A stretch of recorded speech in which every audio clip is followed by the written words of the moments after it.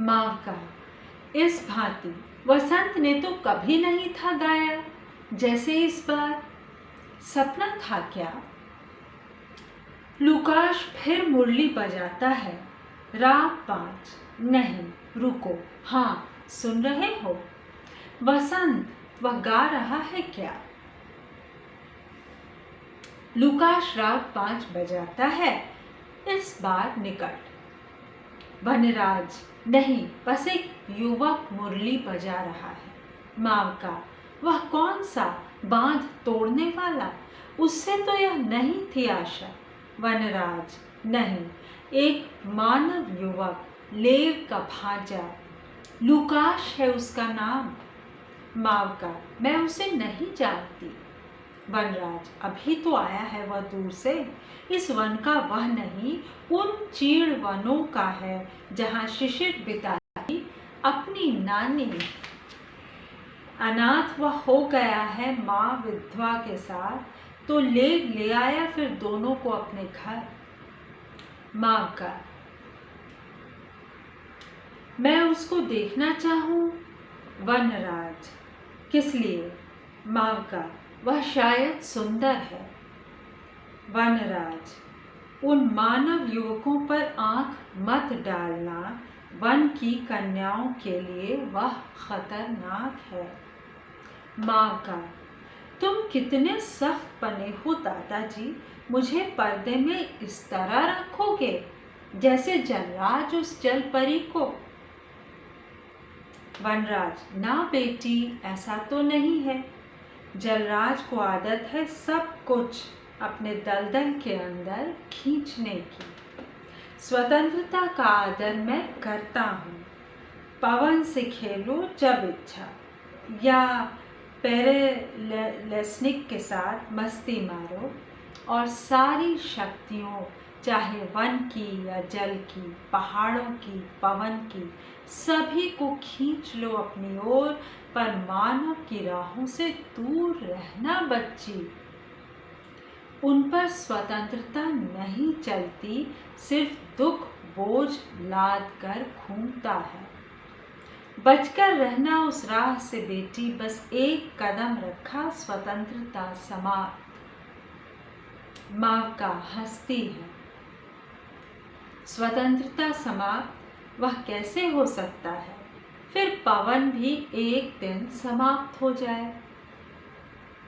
वनराज कुछ उत्तर देना चाहता है, परंतु उसी क्षण लूकाश हाथ में मुरली लिए निकल आता है। वनराज और मावका छिप जाते हैं। लूकाश चाकू से बर्च के पेड़ में छेद करने जा रहा है।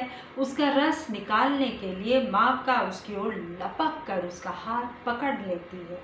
मावका, छोड़ो छोड़ो, मत काटो, मारो मत। लूकाश, अरे क्या बोल रही हो तुम लड़की, मैं कोई डाकू थोड़े ही हूँ, बर्च का रस निकाल कर पीना चाहता था। मावका, यह इसका रक्त है, मत बहाओ, मेरी बहन का रक्त मत पीना तुम। लूकाश, बर्च को अपनी बहन कहती हो? तुम कौन हो? मावका, मैं मावका वनपरी हूँ। लूकाश कम आश्चर्य और अधिक ध्यान से उसको देखता है। अच्छा, बड़ों से कितनी बार वनपरियों के बारे में सुना था, पर स्वयं तो कभी नहीं था देखा। मावका, और देखना चाहते थे?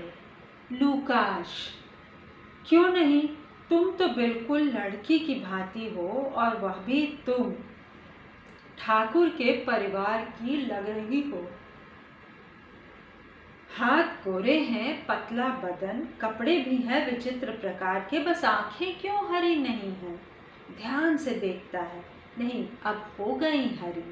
पहले तो थी नीली अंबर की तरह, हुए अब है सलेटी बादल की भांति, और फिर काली या भूरी, हो सकता तुम विचित्र हो ही। मावका मुस्कुराते हुए, तुम्हें अच्छी लगी हूँ? लूकाश शर्माते हुए, मुझे नहीं पता। मावका, फिर किसको पता? लूकाश पूरा शर्माया हुआ, क्या पूछती हो? मावका सहज आश्चर्य से, किसने मना किया यह पूछना? वह देखो, जंगली गुलाब कहती है, क्यों सुंदर हूँ मैं ना। एक वृक्ष के ऊपर से उत्तर मिलता है, संसार में तुम सबसे सुरूप हो। लूकाश, कभी न सोचा था वे बातें कर सकते हैं, समझा था पेड़ की है ना कोई भाषा। मावका, हमारे वन में गूंगा कुछ भी नहीं है। लूकाश, क्या तुम सदा से वन में रही हो? मावका, कभी नहीं, इसके परे निकली हूँ। लूकाश, और कब से रह रही हो इस संसार में? मावका, सच पूछो तो कभी न सोचा है इस बारे में, सोच में पड़ जाती है, मुझे लगता है मैं सदा से हूँ। लूकाश, सदा से ऐसी ही रही हो? मावका, लगता है ऐसी ही। लूकाश,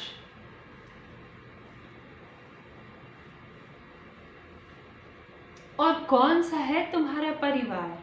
वह है भी क्या? मावका, है ना वनराज, मैं उसको दादाजी पुकारती हूँ और वह मुझे बच्ची या बेटी। तो फिर वह कौन है, पिता या दादा? पता नहीं, क्यों, कोई अंतर है? लूकाश हंस रहा है।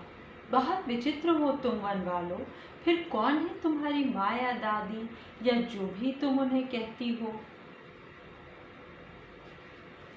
क्या दिलचस्प, पारलौकिक जैसा, अलौकिक जैसा वार्तालाप। पेड़ भी बातें कर रहे हैं, हमारे वन में कुछ भी गूंगा नहीं। कौन है ये दादी, कौन है वनराज, सबका परिचय। सुनने के लिए धन्यवाद। मैं पढ़ रही हूँ यूरी बोथविनकिन जी के द्वारा अनुदित लेस्या उक्राइनका जी का लिखा एक नाट्य गीत जैसा एक खंड काव्य, जो